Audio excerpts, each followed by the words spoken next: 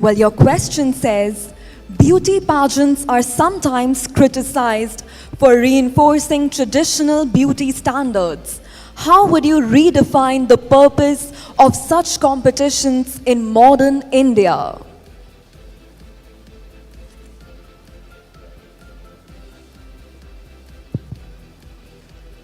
A very good evening to judges and everyone present here tonight.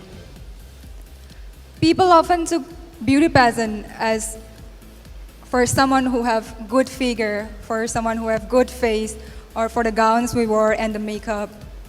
But it's way more bigger than that. It's a platform for sharing the voice for the voiceless. Let's take a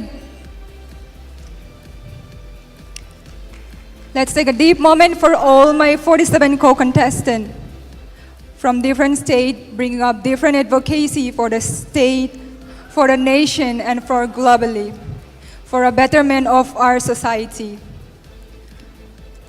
I was a victim of multiple cyber harassment for speaking up for women, for children, and for peace.